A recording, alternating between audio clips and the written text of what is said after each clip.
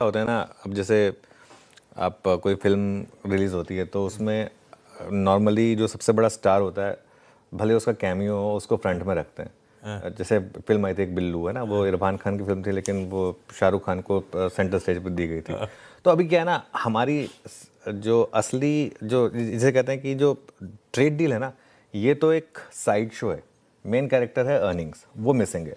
और एक चीज़ मैं आपको बता देता हूँ, ये बात मैं बहुत क्लियर करता हूँ अप फ्रंट, हमारी मार्केट अपने कारणों से गिरे। मतलब अगर आप चाहें इसमें आप ऐड कर सकते हैं कि डोनाल्ड ट्रंप का थोड़ा सा मूड माहौल और थोड़ा सा उनके जो मूड स्विंग्स हैं उसने कहीं ना कहीं उसको थोड़ा ज़्यादा हर्ट किया है। निफ्टी का एक इस महीने का चार्ट रखिएगा। 2025 में आपको याद होगा हमने 20 साल की सबसे बड़ी अंडर परफॉर्मेंस दिखाई थी compare to global market. Emerging versus MSCI emerging market peers, हमारा इंडेक्स जो है वो 19 साल के अंडर परफॉर्मेंस पर था पिछले साल 2025 में। 2026 में एक्सपेक्टेशन थी कि हमारी मार्केट अब इस साल आउट परफॉर्म करेगी और पहले 2 दिन ऐसा हुआ भी, लेकिन उसके बाद 2026 में अंडर परफॉर्मेंस और ज़्यादा हुई है।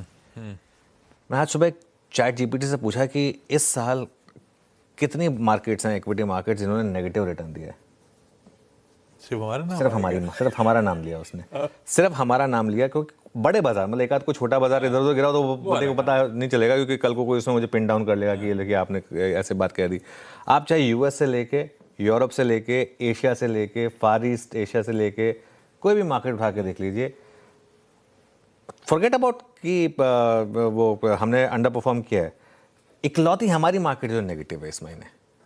अब ट्रम्प फैक्टर तो सबके लिए। अब आप देखिए इस साल निफ्टी में 4% और मिड कैप में 5.5% की गिरावट है। और अगर मिड कैप 5.5% नीचे तो आप सोच सकते हैं कि फिर पोर्टफोलियो का क्या हाल हुआ होगा, और बुरा हाल हुआ होगा पोर्टफोलियो का। और जैसे मैं कह रहा हूँ, अगर सिर्फ ट्रम्प फैक्टर होता तो सारे मार्केट गिरते। अब आज सुबह सुबह ट्रंप ने कोरिया पर एडिशनल टैरिफ लगा दिया। वो उठ के सुबह बोले, उनको लगा कि नहीं, कोरिया ने अब तक उनके पार्लियामेंट, एक बार कॉस्ट पे दिखाएंगे जरा मुझे क्या कर रहा है। उन्होंने कहा कि वो कोरियन लेजिस्लेटिव ने अब तक हमारी डील अप्रूव नहीं की है, तो इसके लिए हम उनके ऊपर 25% का टैरिफ लगा रहे हैं। एक बार मैं जरा कॉस्ट पे देखना चाहता हूँ कि वो कैसे रिएक्ट कर रहा है, क्योंकि पिछले साल की सबसे ज़्यादा जो आउट परफॉर्मिंग मार्केट थी वो यही मार्केट थी। ये देखिए 1.5% ऊपर है ये। मतलब ट्रंप ने आगे कहा कि मैं तुम्हारे ऊपर एक्स्ट्रा टैरिफ लगा रहा हूँ, और 1.5% मार्केट ऊपर है एक्चुअली। पिछले साल की सबसे अच्छी आउट परफॉर्मिंग मार्केट है। तो अगर आपकी खुद की मार्केट के फंडामेंटल स्ट्रांग होंगे ना, फिर कोई, वैसे भी मैं तो एक चीज़ बोलता हूँ, जैसे आपकी लाइफ है, आपकी लाइफ में कोई ये तय करेगा कि किसी और के मूड के ऊपर आपकी लाइफ डिपेंड करेगी, या आप अपनी लाइफ खुद से डिसाइड करेंगे। ये at the end of the day हमारी मार्केट में अगर फंडामेंटल दम हो तो क्या फ़र्क पड़ता है, 50% 100% जितना मर्जी बोलना है, आपका दिल करे बोलो। अगर हमारी मार्केट इनहेरेंटली स्ट्रांग है तो वो उसको काउंटर करेगी और उसके बाद चलेगी। दिक्कत क्या है, हमारी अर्निंग्स अभी तक कैचअप नहीं हो पा रही। और इस क्वार्टर में जो एक एक्सपेक्टेड था, हैंड ऑन हार्ट, दिल पे हाथ रख के बोलिए कि इस अर्निंग सीजन में लग रहा है आपको वाओ यार अर्निंग्स वापस आ गई। सुबह सुबह आप रोज दोनों टीम बनाती हैं। एक पहले होता था कि एक प्रॉब्लम ऑफ प्लेंटी होती थी कि यार कौन से ग्रीन लें, मतलब इतने सारे स्टॉक्स होते थे। आजकल ऐसी हालत होती होगी कि पहले मैं पकड़ लूँ इस स्टॉक को, पहले मैं पकड़ लूँ, क्योंकि वो है ही नंबर इतने गिनती के जो अच्छे हैं। और मार्केट यही कारण है कि मार्केट का टेक्सचर जो है वो सेल ऑन रैली का है। आप देखिए पैसा जो है सेल ऑन रैली करके बन रहा है। सेलर को डर नहीं लग रहा है, वो उसको हल्का सा भी डर नहीं है कि कहीं भी मार्केट में आके बड़ी शॉर्ट कवरिंग हो सकती है। शॉर्ट कवरिंग होगी कहाँ से, कोई ट्रिगर हो, सस्टेन करे, तब तो बात बनेगी। आज भी पहले गैप अप में ये करीब करीब कितना 80-90 पॉइंट का गैप, अब 115 हो गया।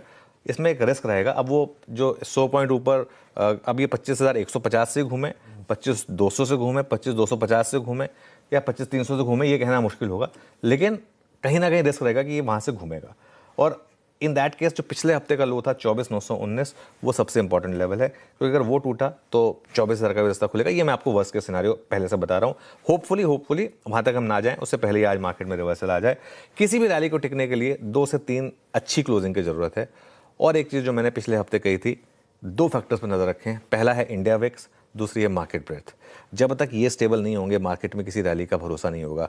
ये तो फ्राइडे का दिखा दिया। 1 महीने का इंडिया विक्स देखिए आशीष, 1 महीने पहले एक बहुत अच्छा आर्टिकल लिखा था मेरे एक बहुत बात भी हुई थी। हाँ, उन्होंने बात भी हुई थी कि इतनी वॉलेटिलिटी, इस तरीके की वॉलेटिलिटी आगे, सामने बोला India VIX is dead, volatility is dead, long live volatility. और वो 46% भागा है इंडिया विक्स उस समय से।